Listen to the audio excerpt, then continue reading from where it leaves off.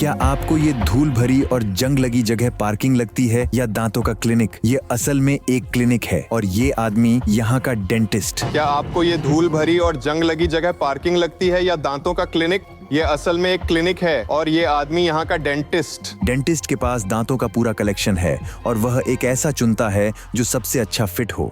दांत फिट नहीं होता तो वह क्या कर सकता है? सही है, वह एक बड्डी हाथ फाइल उठाता है और दांत को घिसता है। फिर डेंटिस्ट एक गंदी चम्मच में कुछ गोंद मिलाता है। मैंने ऐसा सीन 90 के दशक की नॉयर फिल्मों में देखा है। और फिर यह डॉक्टर अपने मरीज के मुंह में उंगलियां डालता है, गोंद को सॉकेट में डालता है और दांत को लगाता है जिसे उसने अभी अभी घिसा है।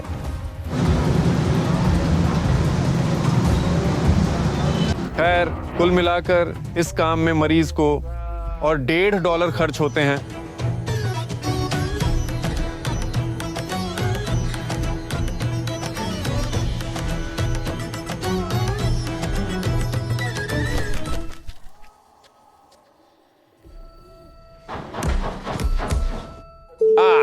ये यहाँ बहुत गर्म है। मुझे सचमुच ऐसा लगता है कि मैं आग पर हूँ। सिर में आग लगी है। ये दुनिया का सबसे अजीब बार्बर शॉप है जो मैंने कभी देखा है। नाई आपके सिर पर ज्वलनशील मिश्रण छिड़कता है जबकि उसका सहायक इसे लाइटर से जलाता है। ये अजीब उपचार बालों पर क्या प्रभाव डालता है स्पष्ट नहीं, क्योंकि बाल यथावत रहते हैं, पर नाई कहता है कि यह खोपड़ी के लिए बहुत फायदेमंद है। ईमानदारी से कहूँ तो ऐसे पल थे जब यह वाकई दर्द दे रहा था, जिससे असुविधा और पीड़ा हो रही थी। मुझे ऐसा लगा जैसे मेरी खोपड़ी पर सचमुच आग लग रही हो, मानो मेरा सिर लपट्टों में घिरा हुआ हो। ये एलेक्स पेटोस्की हैं, जिन्होंने पाकिस्तानी स्पा और चिकित्सा सहायता का अनुभव लिया। ओह, मैं आज सड़क दंत चिकित्सक के द्वारा अपने दांत ब्रश करने की योजना नहीं बना रहा था। और मुझे वास्तव में उम्मीद है कि मुझे बाद में इसका पछतावा नहीं होगा। उन्होंने पाकिस्तान के सबसे डरावने लोगों से मुलाकात की और उनसे कुश्ती भी की।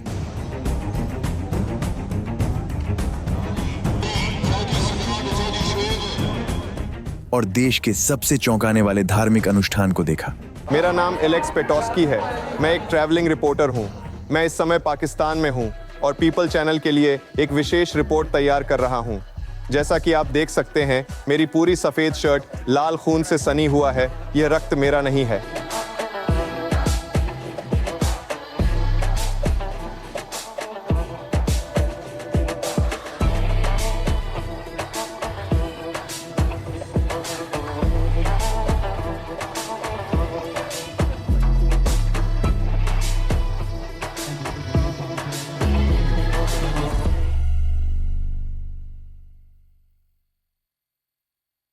क्या आपने हमारे चैनल को सब्सक्राइब किया है? नहीं?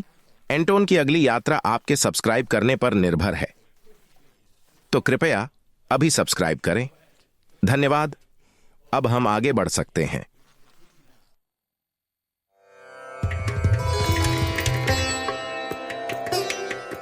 पाकिस्तान सबसे सुंदर देश है। क्षेत्रफल के मामले में ये टेक्सास से थोड़ा बड़ा है, फिर भी यहाँ लगभग 230 मिलियन लोग रहते हैं। ये टेक्सास की कुल आबादी से 10 गुना है।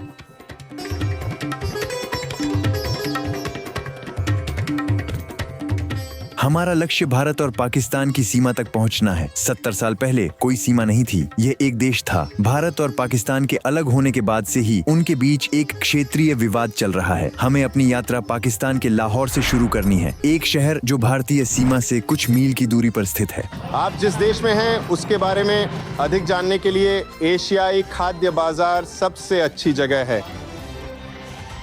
पाकिस्तान के विभिन्न हिस्सों से लोग इस बाजार में आते हैं। सामान्य तौर पर यहाँ आप पूरे देश को जान सकते हैं। सुबह के 8 बजे हैं और पहले से ही गर्मी है। कुछ लोग छाया में शरण लेते हैं और कुछ पंखे का उपयोग करते हैं। अधिकांश विक्रेता अपने फलों और सब्जियों के बगल में जमीन पर बैठे होते हैं, कुछ सीधे जमीन पर, जबकि बाकियों ने धूल से बचने के लिए उस पर पत्तियों का एक गुच्छा डाल दिया है। ये सबसे प्रामाणिक स्थानीय बाजार है जिसे आप देख सकते हैं। ये जितना अच्छा हो सकता है उतना ही अच्छा है, जीवंत रंगों और हलचल भरी गतिविधियों के साथ। आप पूरा दिन लोगों के चेहरे, उनकी सब्जी की दुकानों और यहाँ काम करने वाले लोगों की तस्वीरें खींचने में बिता सकते हैं।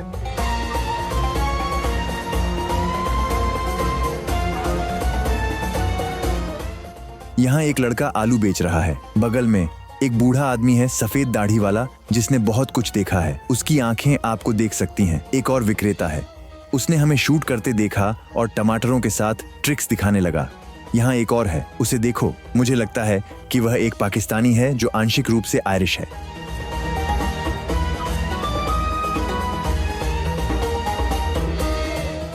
बस देखो कि यहाँ कितनी भीड़भाड़ है।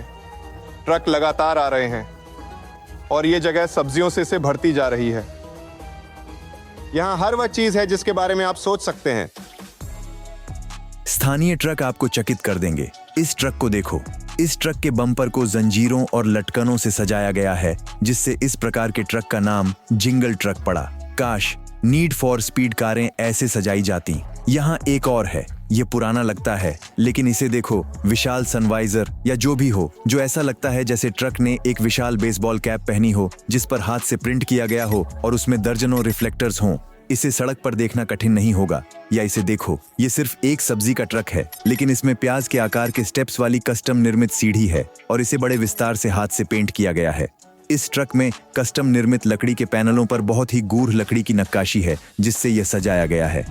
इस ट्रक कला में बनावट का स्तर वास्तव में अद्भुत है।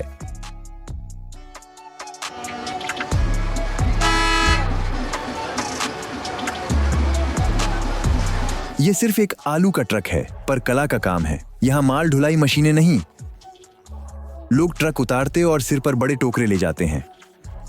ये लोग नए माल से केले ले जा रहे हैं। इस आदमी को देखो, उसका टोकरा उससे भारी लगता है। पुरुष भार सुरक्षित रखने के लिए विशेष सिर पैड का उपयोग करते हैं।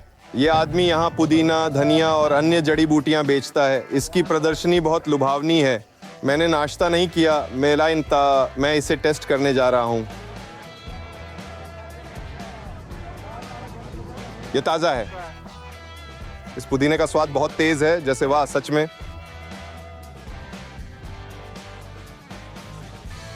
स्थानीय लोगों का कहना है कि पुदीना खाना आपके पेट और पाचन स्वास्थ्य के लिए अच्छा है। और अगर आपको पेट की समस्या है तो अगली गली में जाएं। हमारी अगली मुलाकात लाहौर के कुछ सड़क डॉक्टरों के साथ है, जो अक्सर चुनौतीपूर्ण परिस्थितियों में अपने मरीजों का इलाज सीधे सड़क पर करते हैं।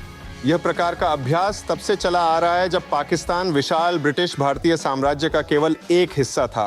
पाकिस्तान ने 2023 में स्वतंत्रता के 77 वर्ष मनाए।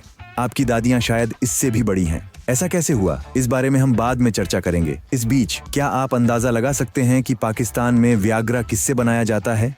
ये इन छिपकलियों से बनता है। प्यारा है ना?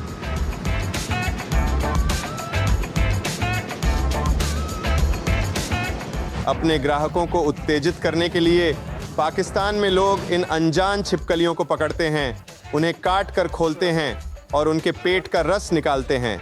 फिर वे इसे सांप की चर्बी और सांप की त्वचा के साथ मिलाते हैं और कीड़े भी जोड़ते हैं, और वे इस मिश्रण को धीमी आंच पर कुछ देर तक पकाते हैं।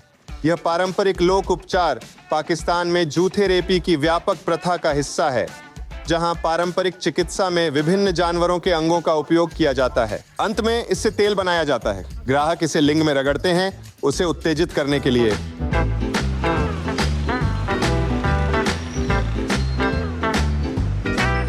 यह निशान सड़क पर कुछ चिकित्सा स्टॉलों के स्थान को चिन्हित करता है। यहाँ आपको सही कमरे, उपकरण या स्वच्छ उपकरण नहीं मिलेंगे। यहाँ का सबसे महंगा डॉक्टर का ऑफिस ऐसा दिखता है। ये एक बच्चों का विभाग है। इसमें 2 डॉक्टर काम कर रहे हैं, 4 स्टॉल, 1 मेज, बस यही उनका सारा उपकरण है। एक डॉक्टर एक लड़की की कलाई पर पट्टी बांध रहा है, वह मोटरसाइकिल से गिर गई थी। एक और डॉक्टर एक लड़के के कंधे पर पट्टी बांध रहा है। इसे देखो, डॉक्टर पट्टी को संभालता है और पैसे उसी हाथ से लेता है जैसे कि कोई अंतर नहीं हो। ये डॉक्टर अपना काम अच्छे से करते हैं, उनके सीमित संसाधनों और प्रशिक्षण के बावजूद, और उसके ऊपर वे बहुत सस्ते भी हैं। आप प्रति यात्रा ठीक $1 का भुगतान करते हैं। प्रक्रिया समाप्त हुई और लड़की उस मोटरसाइकिल पर बैठ जाती है जिससे वह गिरी थी और पिता के साथ जाती है। लड़के को पट्टियां लगीं। वह कहता है बारिश में फिसलकर गिरा था। दिलचस्प है कि उसे असली एम्बुलेंस में लाया गया जो माता पिता ने बुलाई थी। बच्चों के विभाग के सामने वयस्कों का ट्रॉमा बे है। जहां तक मैं समझा, यह युवक एक प्रिंटिंग प्रेस चला रहा था जब उसका हाथ फंस गया और चोट लग गई। उसे तत्काल चिकित्सा सहायता की आवश्यकता थी और वह यहां आया। दुर्भाग्य से मशीनरी के खतरों के कारण प्रिंटिंग उद्योग में इस तरह की चोटें आम हैं। ध्यान से देखो, एक डॉक्टर पट्टी का नया रोल खोलकर फर्श पर गिरा देता है। फिर वह पट्टी से पैड बनाकर पैरों की उंगलियों के बीच रखता है ताकि इसे पकड़ सके, और मशीन से घायल हाथ पर मरहम लगाता है। फिर वह पट्टी लगाता है और आदमी ठीक हो जाता है। मैं केवल सबसे अच्छी तरह की दवाइयां ही उपयोग करता हूं। यह एक विशेष संरचना है जो टूटी हड्डियों को ठीक करती है, और यह मांसपेशियों के दर्द और अन्य मांसपेशियों की समस्याओं के इलाज के लिए सबसे अच्छा है। यह प्रथा बहुत लोकप्रिय है। हर दिन यहाँ लगभग 30 लोग उपचार के लिए आते हैं। यह मेरे पिता का अभ्यास हुआ करता था।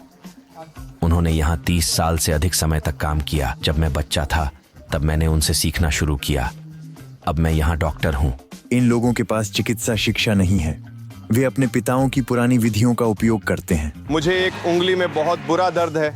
मैं इस डॉक्टर की मदद लूंगा। मुझे उम्मीद है कि वह प्रभावी उपचार लिख पाएंगे। अब मैं सकारात्मक परिणाम की उम्मीद में उपचार के एक कोर्स से गुजरने वाला हूं। डॉक्टर ने कहा इंशाल्लाह आप बेहतर हो जाएंगे। इंशाल्लाह का मतलब है अगर भगवान ने चाहा। उसने मेरी उंगली पर अपना मरहम लगाया और अब यह मुझे जलन दे रहा है।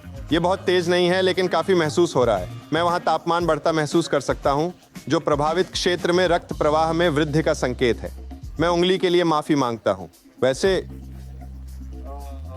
यह मेरी समस्या है। देखेंगे एलेक्स की उंगली कुछ दिनों में ठीक होती है या नहीं। वे कानों के उपचार भी प्रदान करते हैं।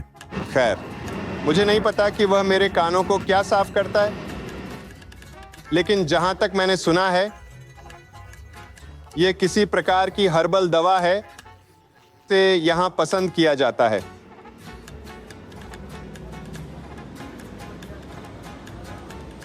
राहत देने वाली बात यह है कि मैंने अभी तक अपनी सुनने की क्षमता नहीं खोई है। हालांकि आवाजें थोड़ी हल्की और अस्पष्ट लग रही हैं। मैंने यह भी देखा कि मेरे कान के डॉक्टर के पास नकली दांतों का एक सेट है, और अनुमान लगाइए कि उन्होंने इसे कहां से प्राप्त किया। बेशक उसे यह उस डॉक्टर से मिला जिसने बगल में दांत का इलाज किया था। मेरा मतलब है रे के पिता केवल पाकिस्तान में। यहाँ एक ग्राहक जेब में नकली दांतों का सेट लाया है। क्या डॉक्टर अपने हाथ धोता है या सेट को? नहीं, वह वही चम्मच उपयोग करता है जिससे गोंद मिलाता है जो अभी एक और आदमी के मुंह में था। वह दांतों का सेट लगाता है और इसमें 1 मिनट से कम समय लगता है। काम हुआ। इस मुस्कान को देखो। अब उसे गोंद से सेट को बाहर से सुरक्षित करना है। फिर दांतों का सेट फर्श पर गिरता है। किसे परवाह है? मैं इसे उठाकर आदमी के मुंह में डालूंगा। यही तरीका है। अंतिम स्पर्श। डॉक्टर ग्राहक को काम देखने के लिए आईना देता है और फिर वह अपनी मूंछें कंघी करता है। यह महत्वपूर्ण है। क्या आप ऐसे दंत चिकित्सक के पास जाने पर विचार करेंगे?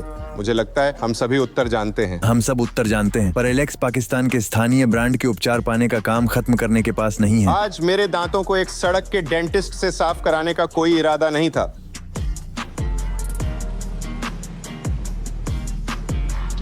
और मुझे वाकई उम्मीद है कि मुझे इसका कभी अफसोस नहीं होगा। हालांकि लानत है। एक महत्वपूर्ण बात जिसे हमने अभी दांतों का काम करते देखा, वह डेंटिस्ट का असिस्टेंट था। एलेक्स अपने दांत मुख्य डेंटिस्ट श्री रियाज से साफ करवाने जा रहा है। यहाँ के लोग इन्हें बहुत सम्मान देते हैं। ये पिछले 40 साल से लोगों के दांत ठीक कर रहे हैं। यही वह मेरे दांतों को ब्रश करने वाला है। ओह, पागलपन।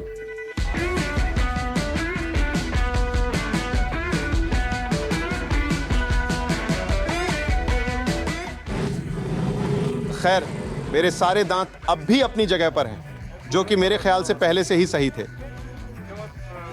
जहां तक मेरे मसूड़ों का सवाल है, मुझे नहीं पता। या तो उनसे खून बह रहा है या शायद यह सिर्फ वही चीज है जिसका उपयोग उसने सफाई के लिए किया था। ओह वाह, यही कह सकता हूं बस। ओह वाह। आप सोच भी नहीं सकते कि जब वह मेरे दांतों को रगड़ रहा था तो यह कितना भयानक लग रहा था। तो मेरी सलाह है कि इसे घर पर न करें और सामान्य रूप से किसी भी दंत प्रक्रियाओं के लिए सड़क दंत चिकित्सकों के पास न जाएं। मैं इतना बेवकूफ था कि उन्हें अपने दांत साफ करने दिया, और मैं केवल उम्मीद कर सकता हूं कि यहां पाकिस्तान में रहते हुए मैं इससे बच जाऊंगा। बहुत धन्यवाद डॉक्टर रियाज, आपका आय।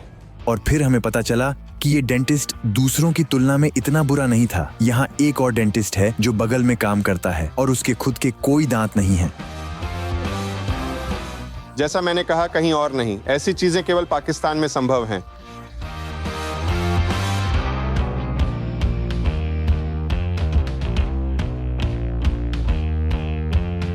यह साइन उस वर्ष का उल्लेख करता है जब इस परिवार ने यह व्यवसाय शुरू किया। इसकी शुरुआत 1927 में हुई थी। दूसरे शब्दों में, उन्होंने पाकिस्तान और भारत के अलग अलग देश बनने से बहुत पहले ब्रिटिश औपनिवेशिक शासन के दौरान ही शुरुआत कर दी थी। दोस्तों, अगर आपको मेरे वीडियो और मेरा काम पसंद है तो मैं आपकी सहायता का बहुत आभारी रहूंगा। आप हमें पेट्रियन, पेयोनियर या पेपाल पर सपोर्ट कर सकते हैं। हम आपके लिए और भी अधिक शानदार फिल्में बनाने की कोशिश करेंगे। धन्यवाद। सभी लिंक विवरण में हैं। कृपया दान करें।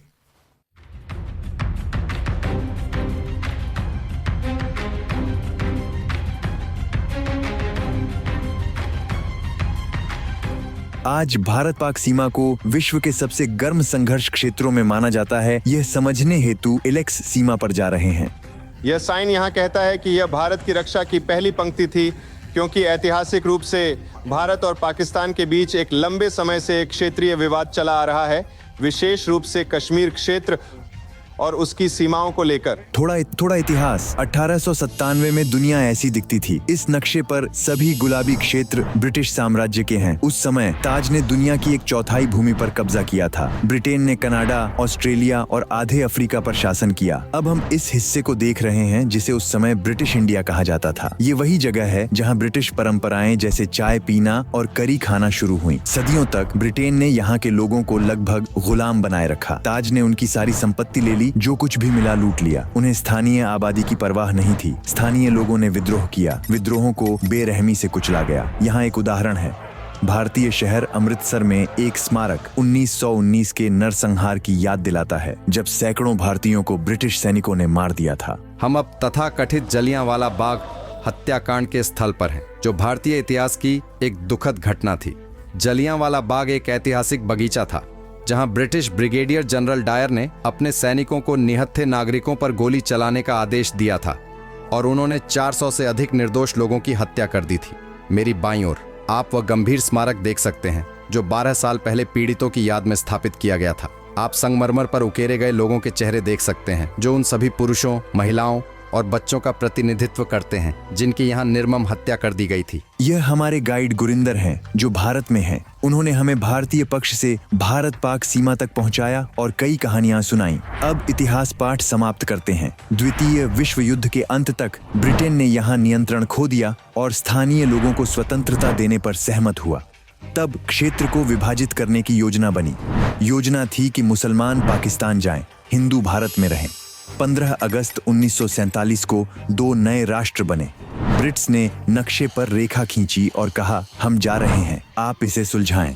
एक ब्रिटिश वकील था, सिरिल रैडक्लिफ, जिसे नक्शे पर विभाजन रेखा खींचने का काम सौंपा गया था। वह कभी भारत नहीं आया था और उसे इतने महत्वपूर्ण काम के लिए बहुत कम समय दिया गया था। उसने रेखा खींची और लोगों को स्थानांतरित होने के लिए कहा गया। विडंबना यह थी कि लोग समझ नहीं पा रहे थे कि भारत कहाँ खत्म होता है और पाकिस्तान कहाँ शुरू होता है, जिससे व्यापक भ्रम और अराजकता फैल गई।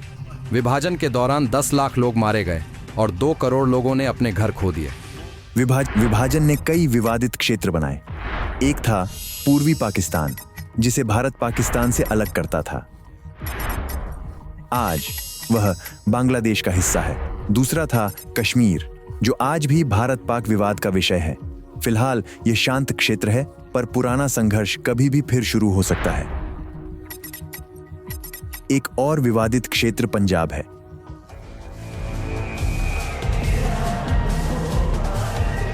सीमा के भारतीय पक्ष में हजारों आगंतुक हैं। वे सीमा गार्ड और सैन्य ट्रकों की तस्वीरें लेते हैं। यह मास्को में द्वितीय विश्व युद्ध विजय दिवस जैसा है, पर यहाँ यह रोज होता है।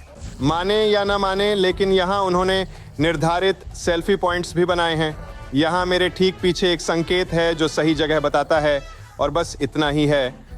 कठोर चेहरे वाले सैनिक की तस्वीरों वाली एक दीवार। आप अनुमान लगा सकते हैं कि ये भारतीय सैनिक हैं। आप अनुमान लगा सकते हैं कि ये भारतीय सैनिक हैं और ये साधारण सैनिक नहीं हैं। उनमें से एक महिला सैनिक है जो एक सराहनीय कदम है। वे ऐसे दिखते हैं। आप करीब से देख सकते हैं।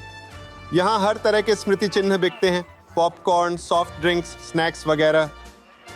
मैंने सैन्य विषयों के साथ कई प्रमुख चेन और बेसबॉल कैप देखे हैं।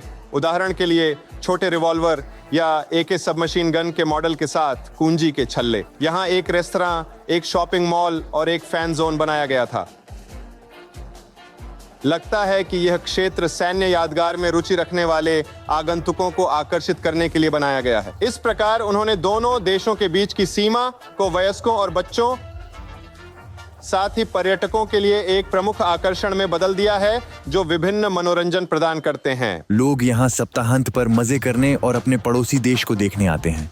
जैसा कि आप देख सकते हैं, यहाँ बहुत सारे आगंतुक हैं, बहुत सारे भारतीय हैं। वे सभी यहाँ परिवारों के साथ, पत्नियों और पतियों और उनके बच्चों के साथ आते हैं, साथ मिलकर इस अनुभव का आनंद लेते हैं।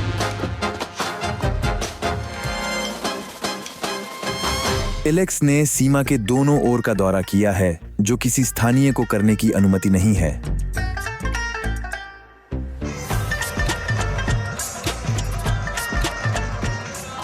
थोड़ी देर के लिए हमें एक सैनिक ने रोक दिया, जिसने हमसे पूछा कि हम कौन थे, हम शूटिंग क्यों कर रहे थे, किस लिए, और इसी तरह। इस प्रकार सीमा के इस तरफ की स्थिति कुछ कम आरामदायक है और यहाँ आप शायद पूरे देश में पाकिस्तान का सबसे बड़ा झंडा देख सकते हैं। यहाँ भी स्मृति चिन्ह बिकते हैं। कर्मचारी आगंतुकों को पाकिस्तानी झंडे देते हैं, पर भारतीय पक्ष की तुलना में यहाँ कम लोग हैं। पाकिस्तान की सीमा पर यहाँ पहली चीज जो आंखों में चुभती है वह ये है कि यहाँ काफी कम सीटें और कम लोग हैं। स्पष्ट रूप से कम भीड़ है। आप देख सकते हैं कि पाकिस्तान में पुरुषों और महिलाओं के लिए अलग जगहें हैं, क्योंकि ये मुस्लिम राज्य है जिसकी अपनी परंपराएं हैं। भारत में परिवार एक साथ बैठते हैं। जैसा कि आप देख सकते हैं, एक सड़क बड़े गेट की ओर जाती है। यही असली सीमा है। सड़क के दोनों ओर सीटें हैं। लोग यहाँ शो देखने आते हैं। चारों ओर उत्साह है। लोग चिल्ला रहे और हाथ हिला रहे हैं। ऐसा लगता है जैसे कोई बड़ी लड़ाई होने वाली है। फिर सड़क पर लोग, ज्यादातर महिलाएं, इकट्ठा होकर सीमा की ओर बढ़ते हैं। वे गेट पर धावा बोलने को तैयार हैं, पर फिर सब नाचने लगते हैं। पाकिस्तान के साथ सीमा पर कोई भीड़ नहीं है, बल्कि एक प्रभावशाली दृश्य, एक आकर्षक, एक पैर वाला सैनिक है जो पाकिस्तान का झंडा लहराता है।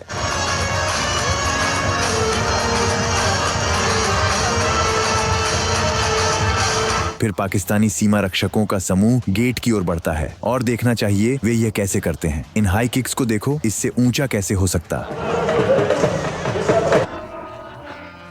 सैनिक दोनों तरफ की सीमा पर एक साथ इस समन्वित मार्च का आयोजन कर रहे हैं। भारत और पाकिस्तान के बॉर्डर गार्ड एक ही कार्यक्रम को अंजाम देते हैं।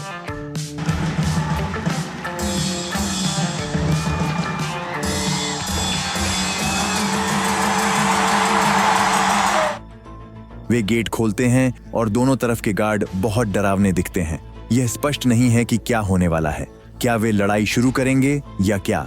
और फिर भारतीय गार्ड पाकिस्तानी गार्ड की ओर बढ़ता है और वे हाथ मिलाते हैं। यह शायद इस पूरे समारोह की मुख्य विशेषताओं में से एक है। दोनों देशों के सीमा प्रहरियों का हाथ मिलाना, भारत और पाकिस्तान।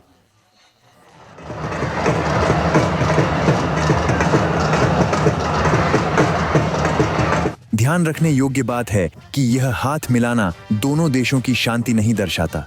यह केवल दो समान विरोधियों का परस्पर सम्मान दिखाता है। समारोह के अंत में गार्ड राष्ट्रीय झंडे उतारकर अगली सुबह तक सुरक्षित रखने ले जाते हैं। रोजाना सवेरे झंडे उठाए जाते हैं और सूर्यास्त के समय नीचे ले आए जाते हैं। यह हमारा नियम है, जो हमारी राष्ट्रीय झंडे के प्रति गहरी श्रद्धा और सम्मान का प्रतीक है।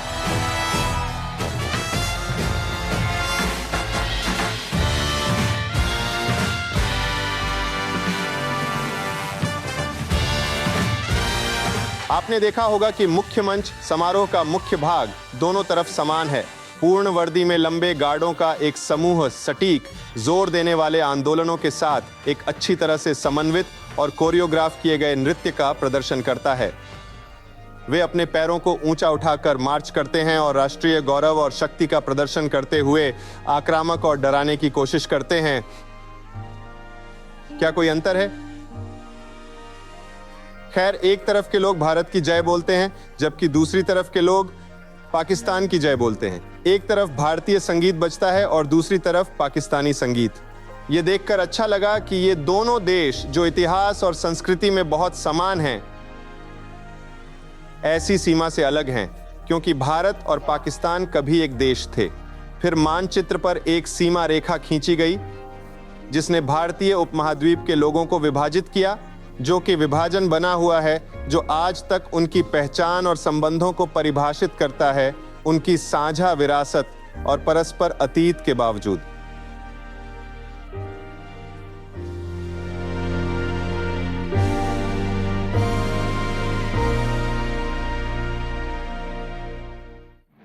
भारत और पाकिस्तान कई परंपराएं और रीति रिवाज साझा करते हैं। उनमें एक है दोनों का प्रिय खेल कुश्ती।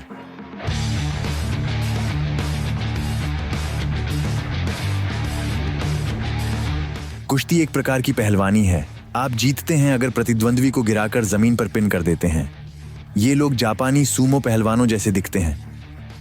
वे बड़े होते हैं, उनके शरीर में बहुत चर्बी जमा होती है। कुछ को मोटे पेट वाले भी कह सकते हैं। उनका दिखना डरावना है। इस आदमी को देखकर आप समझते हैं कि इसे कुश्ती क्यों कहा जाता है, जो वास्तव में हत्या का अर्थ है। मेरे पिता, दादा और चचेरे भाई हमारे गांव के अनुभवी कुश्ती पहलवान हैं, इसीलिए मैंने भी एक बनने का फैसला किया। यह मेरी विरासत है। मैं 10 साल से कुश्ती कर रहा हूँ। उनके पास किंवदंती कुश्ती लड़ाके हैं स्थानीय हॉल ऑफ फेम में, छोटे लड़कों के रोल मॉडल। इनकी प्रतियोगिता पोशाक यानी ट्रंक दिलचस्प है। वे चमकीले रंग पसंद करते हैं और जो पहनते हैं वह बॉक्सर शॉर्ट्स जैसा दिखता है, जो तंग अंडरवियर की तरह खींचा और टक किया जाता है। आज संयोग से ये कुश्ती लड़ाके एक स्थानीय बीमा कंपनी के लिए एक वाणिज्यिक शूट के लिए प्रदर्शन करने वाले हैं। तो विचार यह है कि वे अपना सर्वश्रेष्ठ दें या हमें इसे देखने का मौका मिल रहा है।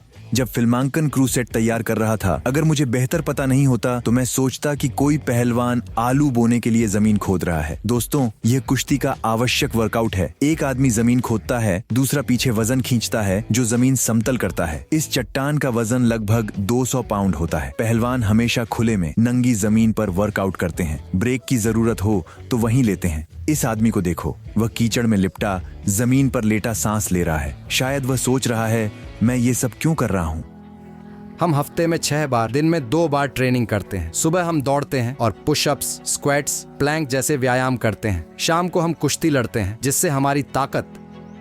ये पाकिस्तान में बेहद लोकप्रिय हैं। शीर्ष पहलवानों को आकर्षक विज्ञापन सौदे मिलते हैं। अब हम पाकिस्तान में विज्ञापनों की शूटिंग देख रहे हैं। कैमरा अच्छा है, पर घूमने वाला मंच देखो। लगता है इसे पाइपिंग और प्लाईवुड शीट से बनाया गया है।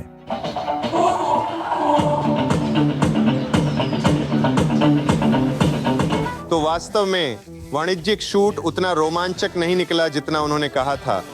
सच कहूं तो यह अविश्वसनीय रूप से उबाऊ है, क्योंकि वे एक ही सीन को बार बार कैमरे में रिकॉर्ड करते रहते हैं। इलेक्स बाद में इन्हें असली प्रतियोगिता में कुश्ती लड़ते देखेंगे और एक को चुनौती भी देंगे। अब वह अपने उंगली से सड़क के डॉक्टर की लगाई पट्टी हटाएंगे। ओह वाह! एक बात मैं पक्के तौर पर कह सकता हूं कि मेरी उंगली का रंग अब बदल गया है। बेशक यह बहुत बुरा है। मुझे सूजन कम नहीं लगी।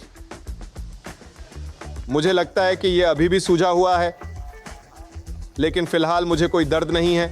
इस प्रकार जैसे जैसे समय बीतता गया, मैं विश्वास के साथ कह सकता हूं कि प्रयोग आंशिक रूप से सफल रहा, क्योंकि सूजन अभी भी है पर दर्द जा चुका है।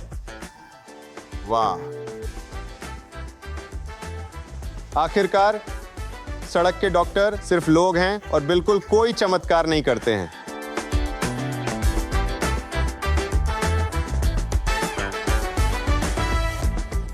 सड़क के डॉक्टरों की लोकप्रियता का कारण बहुत सरल है। देश की स्वास्थ्य सेवा बहुत अविकसित है। द लैंसेट की समीक्षा के अनुसार स्वास्थ्य सेवा की पहुंच के मामले में पाकिस्तान 195 देशों में से 154वें स्थान पर है। लेकिन साल में एक दिन ऐसा होता है जब आप देख सकते हैं कि देश की स्वास्थ्य सेवा अभी भी मौजूद है और काम कर रही है। यहाँ बहुत गर्मी है, बहुत शोर है। ओह वाह! हर जगह चाकू और हथियार है। भीड़ कहीं जा रही है, ऐसा लग रहा है। ओह वाह! मैंने इसके लिए साइन अप कैसे किया। मैं बस यही चाहता हूं कि मैं यहां से जिंदा और सुरक्षित बाहर निकल जाऊं। मुख्य लक्ष्य है गिरना नहीं और कुचले जाने से बचना। एलेक्स के पीछे उस धातु संरचना वाले व्यक्ति को देख रहे हैं। यह जंजीरें हैं जिनमें तेज ब्लेड हैं। अब अगर आप मेरी दाईं ओर देखेंगे तो आप डॉक्टरों का एक समूह देखेंगे। वे यहाँ उन सभी लोगों के उपचार के लिए हैं जो ब्लेड से खुद को चोट पहुंचाएंगे। कुछ देर में और अधिक पुरुष इन ब्लेड वाली जंजीरों को पकड़े दिखने लगते हैं। वे अपनी शर्ट उतारने लगते हैं। अब आप देख सकते हैं कि पुरुष अपनी छाती को तालबद्ध तरीके से अपने हाथों से थप्पड़ मारने लगेंगे, फिर मुट्ठियों से। ये वही तरीका है जिससे वे आज जिस शहीद का उत्सव मना रहे हैं उसकी पीड़ा को कम करने की कोशिश कर रहे हैं। इसी तरह आत्म प्रवंचना की रस्म शुरू होती है। लोग खुद को थप्पड़ और मारना शुरू करते हैं और फिर इसे ब्लेड के साथ दूसरे स्तर पर ले जाते हैं। फिर भीड़ ब्लेड वाले पुरुषों के लिए रास्ता बनाती है। उनमें से प्रत्येक जंजीरों को घुमाना शुरू कर देता है और सबसे बेरहमी से अपनी पीठ पर ब्लेड मारता है। ऐसा लगता है जैसे बहुत सारे लोग सौना में झाड़ू से खुद को मार रहे हों, लेकिन ये लोग पेड़ की शाखाओं की बजाय तेज ब्लेड का उपयोग करते हैं। क्या आपने रक्त स्नान शब्द सुना है? खैर, ये सचमुच ऐसा ही है। और अभी मैं इस भव्य खूनी तमाशे के बीच में हूं। मेरे दाएं ओर के लोग बहुत तेज ब्लेड से खुद को छुरा मार रहे हैं और मेरी बाईं ओर के और भी लोग खुद को छुरा मार रहे हैं। हर जगह खून है।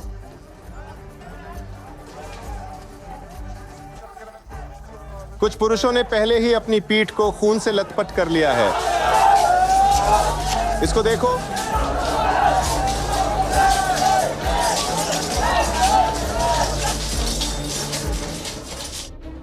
यह सबसे क्रूर रस्म है जो मैंने कभी देखी है। इसे आशुरा कहा जाता है। यह एक इस्लामी शहीद के शोक का दिन है जिसे विश्वास के लिए मारा गया था।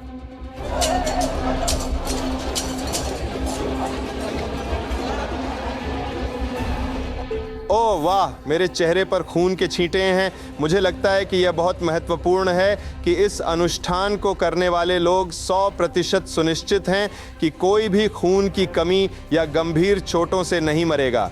इसलिए इतनी बड़ी भीड़ होती है। वे सामान्य लोग हैं, शिया मुसलमान, हर समुदाय के लोग। आए कोई पर्यवेक्षक तो कोई नियंत्रक का कार्य करने के लिए है, लेकिन जब वे देखते हैं कि किसी व्यक्ति का रक्तस्राव पहले से बहुत अधिक है तो उसे रोक देते हैं। ओह, यह बुरा है।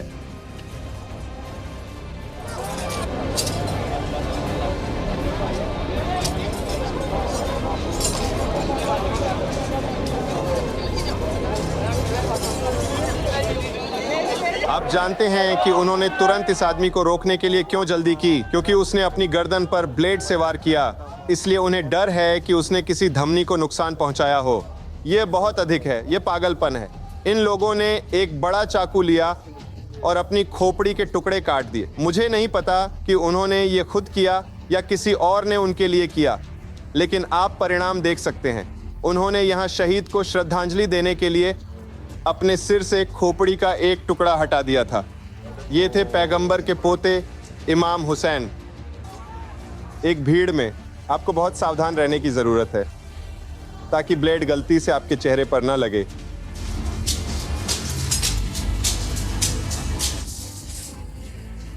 मैं अभी यही बात कर रहा था। एक आदमी अभी भागा जिसके सिर पर ब्लेड से चोट लगी थी। भीड़ में दर्जनों सैकड़ों डॉक्टर ड्यूटी पर हैं। वे हर्बल दवाओं वाले सड़क के नहीं बल्कि असली डॉक्टर हैं। वे लोगों के घावों की सिलाई और पट्टियां बांधते हैं। साथ ही वे सभी हेलमेट पहने हैं। ये सुरक्षा के लिए है क्योंकि यहाँ कोई भी घायल हो सकता है। वहाँ बंदूकधारी पुरुष भी हैं जो व्यवस्था बनाए रखने की कोशिश कर रहे हैं और कुछ लोग हैं जो कुछ मिनट पहले खुद को मार रहे थे। जैसा कि आप देख सकते हैं, अब यह आदमी खून से सनी शर्ट पहने हुए है जो पूरी तरह से सूखी है। यह संभव है कि उसने पिछले साल या 2 साल पहले आशुरा के दौरान खुद को चोट पहुंचाने के बाद इसे नहीं धोया हो, या शायद वह इसे कभी नहीं धोता और हर साल आशुरा के लिए पहनता है। सड़क के डॉक्टरों, सीमा समारोह और खूनी रस्म के साथ एलेक्स ने इस यात्रा पर जितनी भी तकलीफदेह चीजें देखी हैं, उसके बाद भी उन्होंने एक कुश्ती पहलवान को लड़ाई की चुनौती दे दी। हाँ, उसने एक खतरनाक पहलवान को चुनौती दे दी है। शायद मुझे बाद में इसका पछतावा हो। सबसे अधिक संभावना है कि होगा, लेकिन मैं वास्तव में इसे आजमाना चाहता हूँ और कम से कम दर्शकों को कुछ मजा आएगा। लड़ाई प्रतियोगिता शहर के बाहर होती है। ये सिर्फ मैदान है जहां सैकड़ों लोग इकट्ठा होते हैं। कुछ बेहतर दृश्य के लिए बिजली ट्रांसमिशन लाइन पर चढ़ते हैं। ये सब कबड्डी नामक स्थानीय खेल देखने आए हैं। कबड्डी पाकिस्तान और भारत में बहुत लोकप्रिय है। आसपास के गांवों के लोग इसे देखने आए हैं। व्यवस्था बनाए रखने के लिए बंदूकधारी लोगों का समूह है। माना जाता है कि यह खेल प्रागैतिहासिक काल से भारतीय उपमहाद्वीप में मौजूद है। यह कुश्ती के तत्वों के साथ एक प्रकार का टैग गेम है।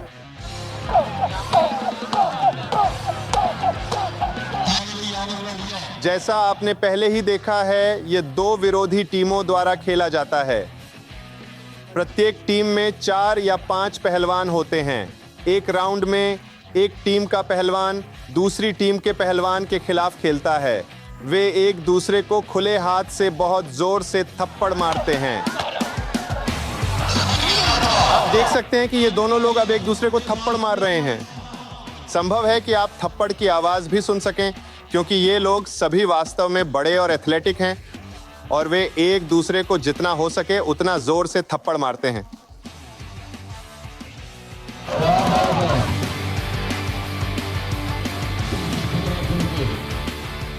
मुझे कुछ समझ नहीं आया, लेकिन मैंने उसे द्वंद्व युद्ध के लिए चुनौती दी। एलेक्स का प्रतिद्वंद्वी नारंगी ट्रंक में बड़ा आदमी। ये एक बहुत ही छोटी लड़ाई होने वाली है। कुश्ती लड़ाका एलेक्स के पैरों पर झपटता है, पर एलेक्स हार नहीं मानता और पूरी ताकत से लड़ता है। वह फाइटर को पीछे से पकड़ लेता है और चैंपियन को घुटनों पर पीछे हटना पड़ता है। एलेक्स उसे 2-3 बार पटकता है और लोग कहते हैं, अरे तुम जीत गए, उसे छोड़ दो। मुझे पता है कि उसने मुझे जीतने दिया, तो मैंने उससे कहा कि अगली बार ऐसा न करें और सच में लड़ें। देखिए, इस लड़ाई को लेकर पब्लिक कितनी उत्साहित है। सभी स्थानीय ब्लॉगर और रिपोर्टर इसे फिल्माने दौड़े। रेफरी ने कहा कि हम दूर हो जाएं, क्योंकि हम खेल से दर्शकों का ध्यान भटका रहे थे।